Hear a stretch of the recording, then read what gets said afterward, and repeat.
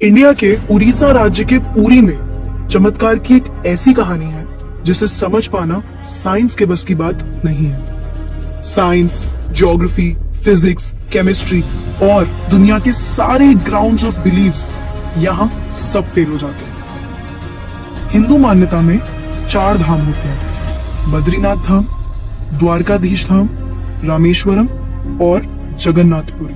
और ये कहानी है जगन्नाथपुरी की, जहाँ पे आज भी श्री कृष्ण का वास्तविक दिल धड़कता है। इस मंदिर के कुछ ऐसे रहस्य हैं जिनके बारे में सुनकर किसी के भी होश उड़ जाएंगे।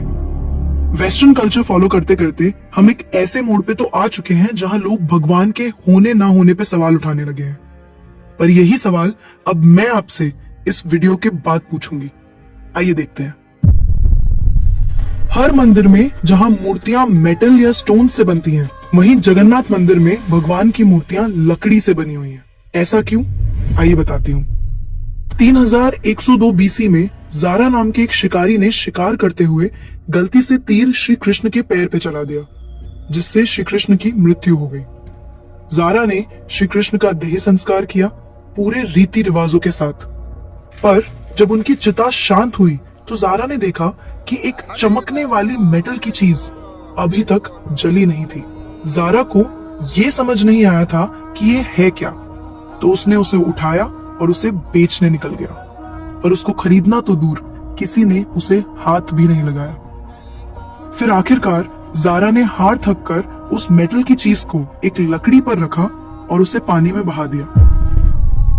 गुप्त साम्राज्य के समय अवंती के राजा इंद्रद्युम्न, जो कि विष्णु जी के बहुत बड़े भक्त थे, उन्हें एक दिन सपने में आकर विष्णु जी ने एक नदी में डुबकी लगाने को कहा और ये भी कहा कि एक लकड़ी के तने में तुम्हें उस नदी में मैं मिलूंगा। इस सपने को देखकर अगले ही दिन राजा डुबकी लगाने चले गए। डुबकी लगाते वक्त राजा को नदी में थोड़ी ही दूर एक लकड़ी का तना भी दिखा।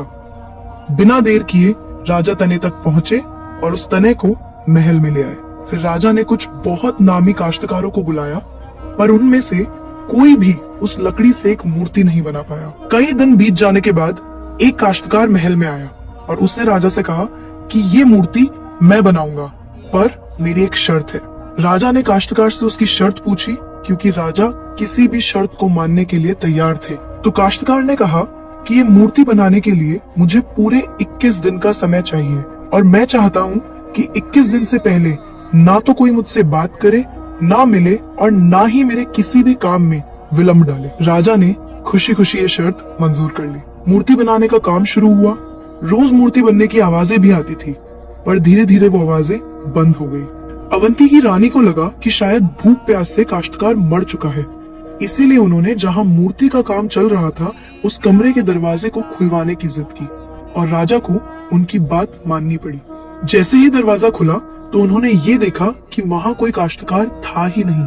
सिर्फ और सिर्फ 3 मूर्तियां थी: भगवान जगन्नाथ, उनके भाई बालभद्र और उनकी बहन सुभद्रा। और उसी जगन्नाथ जी की मूर्ति में वो मेटल वाली चीज भी रखी गई थी, जो कि कुछ और नहीं, श्री कृष्ण का धड़कता हुआ दिल था।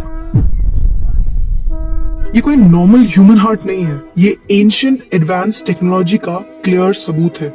ये हार्ट एनर्जी ट्रांसमिट करता है और हम सब ने ये तो पढ़ा ही है that stones and metals are good conductors of electricity and wood is a bad conductor of electricity. इसीलिए idols in the Jagannath temple are made up of wood. सिर्फ यही नहीं, हर 12 साल में एक बार भगवान की नई मूर्ति स्थापित की जाती है और भगवान के दिल को उस मूर्ति में शिफ्ट किया जाता है। ये किया इसलिए जाता है क्योंकि जो energy transmitting device, if we talk scientifically, उस मूर्ति में होता है, वो इतनी एनर्जी ट्रांसमिट करता है that the wood gets depleted with time और इसीलिए उसे बदलने की जरूरत होती है। पर इसे बदलने का प्रोसेस भी इसी की तरह बहुत इंटरेस्टिंग है। हर 12 साल में एक दिन ऐसा होता है जिस दिन मंदिर में किसी को एंट्री नहीं मिलती। पूरी शहर की बिजली काट दी जाती है। मंदिर के मेन पंडित की आंखों पे पट्टी और हाथों में बड़े और मोटे ग्लव्स पहनाए जाते हैं और 100% अंधेरे में इस दिल को निकालकर नई मूर्ति में फिर से स्थापित किया जाता है। जिन पंडितों ने इतिहास में ये सेरेमनी करी है, उनका कहना है कि उन्होंने देखा तो कभी नहीं, पर इस चीज को, जिसे हम ब्रह्म पदार्थ भी बोलते हैं, इसे हाथों में पकड़ने पे ऐसा लगता है जैसे जिंदा खरगोश पकड़ लिया हो। माना ये भी जाता है कि अगर किसी ने ब्रह्म पदार्थ को देख लिया तो उसकी मौत उसी समय निश्चित है। इसीलिए बिना आंखों पे पट्टी लगाए किसी को भी ये सेरेमनी करने की परमिशन नहीं है। इस मंदिर के ऊपर एक झंडा है जो साइंटिफिक लॉ के बिल्कुल विपरीत चलता है। जैसे कि हमें पता है कि जिस डायरेक्शन में हवा चलती है पतंग भी उसी डायरेक्शन में उड़ती है और झंडा भी उसी डायरेक्शन में उड़ना चाहिए। पर जगन्नाथ मंदिर के इस झंडे की बात बिल्कुल अलग है। ये हमेशा हवा के ऑपोजिट डायरेक्शन में उड़ता है। क्यों और कैसे आज तक कोई समझ नहीं पाया।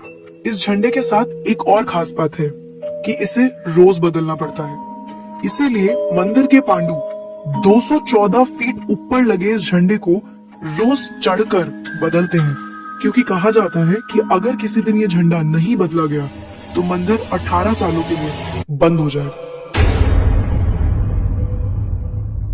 मंदिर में आए भक्तों के बीच रोज प्रसाद बांटा जाता है। उनके लिए वो प्रसाद बनाया जाता है और जगन्नाथ मंदिर में होने वाली हर चीज में कहीं ना कहीं भगवान की कोई ना कोई लीला छुपी है। मंदिर में रोज 500 लोगों के लिए प्रसाद बनता है और कभी कभी भक्तों की संख्या हजारों में भी चली जाती है। पर जगन्नाथ मंदिर में भक्तों के लिए प्रसाद कभी कम नहीं पड़ा। दिन भर मंदिर में प्रसाद बांटा जाता है, पर कहते हैं कि आज तक इस मंदिर में एक भी दाना प्रसाद ना कम पड़ा है और ना ही व्यर्थ गया है। पर ऐसा एस्टिमेशन इंसानों के लिए करना तो बहुत ही मुश्किल है। और ये बात यहीं खत्म नहीं होती। प्रसाद बंटने की मिस्ट्री तो है ही, उससे बड़ी मिस्ट्री है प्रसाद बनाने की। लकड़ी की आग पे 7 मिट्टी के बर्तनों को एक के ऊपर एक रखकर प्रसाद बनाया जाता है। साइंस और लॉजिक्स कहते हैं कि सबसे पहले सबसे नीचे वाले बर्तन का प्रसाद पकना चाहिए, पर पुरी के जगन्नाथ मंदिर में साइंस और लॉजिक्स नहीं चलते। इन 7 बर्तनों में सबसे पहले सबसे ऊपर रखे जाने वाले बर्तन का प्रसाद पकता है, फिर उससे नीचे वाले बर्तन का, और ऐसे ही सबसे नीचे रखे बर्तन का प्रसाद सबसे आखिरी में पक के तैयार होता है। हाँ, मुझे पता है आपको भी अभी कुछ नहीं समझ आ रहा होगा। इसे आज तक कोई नहीं समझ पाया। इस मंदिर की खूबसूरती शब्दों में नहीं बताई जा सकती। इतना बड़ा मंदिर इतने सालों पहले बिना किसी टेक्नोलॉजी के कैसे बनाया होगा। पर क्या आपको पता है 214 फीट के इस मंदिर की डोम की परछाई आज तक कभी बनी ही नहीं। Are you shocked? You must be, but it is true. Jagannath Puri temple के डोम्स की शैडो बनती ही नहीं है कभी भी, at any time of the day. और हमारी फेवरेट साइंस इस बात का भी लॉजिक नहीं ढूंढ पाई। The mystery is not over here. जैसा कि हमें पता है कि कुछ buildings, architectures and areas no fly zones होते हैं, मतलब वहां ड्रोन्स, एयरप्लेन्स या कोई भी मैन मेड फ्लाइंग ऑब्जेक्ट पहुंचाने की या उड़ाने की परमिशन नहीं है। पर पक्षियों को तो हम नहीं रोक सकते, उन्हें समझाना तो बहुत मुश्किल है ना। पर अगर हम जगन्नाथ टेम्पल की बात करें तो वहां पे ऐसा कुछ है जो शायद पक्षियों को पता है और हमें नहीं, क्योंकि इस मंदिर के ऊपर कोई भी ड्रोन, कोई भी एयरप्लेन या कोई भी पक्षी कभी उड़ता ही नहीं। आपने देखा होगा ना मंदिर के डोम्स पे या बड़ी बड़ी बिल्डिंग्स पे बर्ड्स को बैठे हुए। कभी जगन्नाथपुरी जाएंगे तो देखिएगा that birds don't rest on the roof of Jagannath temple. आप कभी भी किसी भी पक्षी को जगन्नाथ टेम्पल की छत पे या उसके डोम्स पे बैठा हुआ नहीं देखेंगे। पर कंफ्यूज करने वाली बात यह है कि कैसे एक बेजुबान पक्षी ये जानता है कि इस मंदिर के ऊपर से उड़कर नहीं जाना। All of these things sound so exciting, right? अगर आपको ये कहानी जानने में और सुनने में मजा आ रहा है और आप ऐसे ही नई नई चीजें और कहानियां जानना चाहते हो तो नेकेड ट्रुथ को सब्सक्राइब करना मत भूलना। हम आपके लिए बार बार कुछ नया लाते रहेंगे।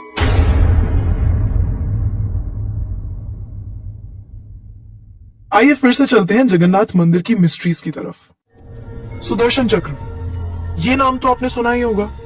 सुदर्शन चक्र भगवान विष्णु का अस्त्र है। ये अधर्म का विनाश करता है।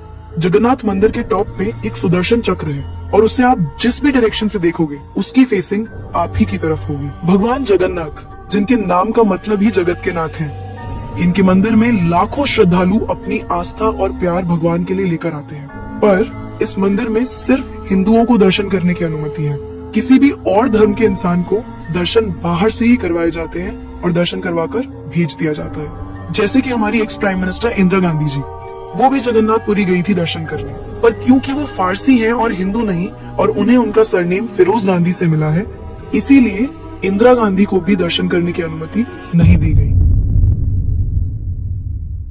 सिर्फ यही नहीं, 2005 में थाईलैंड की प्रिंसेस महाचक्री सिंधोन को भी जगन्नाथपुरी टेम्पल में एंट्री नहीं दी गई थी, क्योंकि यहाँ फॉरेनर्स अलाउड नहीं है।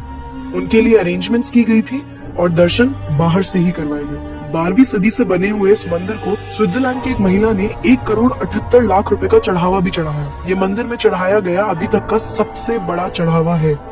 पर फिर भी क्योंकि वो हिंदू नहीं है, दर्शन उन्हें भी बाहर से ही करने पड़े। हमारे ही धर्म की इतनी सारी बातें हैं जिसके बारे में हमें कुछ पता ही नहीं। हम आंखें बंद करके किसी भी कल्चर को, किसी भी ट्रेंड को फॉलो करते जा रहे हैं। हम भूल गए हैं कि हम एक ऐसे धर्म से जुड़े हैं जिसने दुनिया में संस्कृति, सभ्यता, परंपरा और संस्कार को हमेशा जिंदा रखा है। ये सनातन धर्म है और अब हमें धर्म को बचाना है। हर साल पुरी में जगन्नाथ जी की रथ यात्रा भी निकलती है। ये 9 दिन का त्योहार होता है जिसमें भगवान श्री जगन्नाथ, देवी सुभद्रा और भगवान बालभद्र को गर्भगृह से निकालकर रथ पर बिठाकर यात्रा करवाई जाती है। माना जाता है कि ये यात्रा इसलिए निकलती है क्योंकि भगवान इन 9 दिनों में प्रजा के बीच आकर प्रजा के सुख दुख को खुद देखते हैं, और इस यात्रा में लाखों करोड़ों भक्तों की भीड़ हर साल इस यात्रा का हिस्सा बनती है। जगन्नाथपुरी मंदिर की मिस्ट्रीज यहाँ खत्म नहीं होती। और भी बहुत सारी कहानियां हैं जो हम नहीं जानते, जैसे कि हर साल भगवान 15 दिन के लिए बीमार पड़ते हैं और भक्तों के लिए मंदिर में दर्शन बंद कर दिए जाते हैं। पर बहुत कम लोग जानते हैं कि ऐसा क्यों होता है। तो हमारे डिस्क्रिप्शन बॉक्स में एक लिंक है एक डिटेल्ड ब्लॉग का, उसे पढ़ना मत भूलना। वी होप आपको ये वीडियो देखकर अच्छा लगा होगा। तो अब मैं आपसे पूछना चाहती हूँ, आपको क्या लगता है, भगवान सच में होते हैं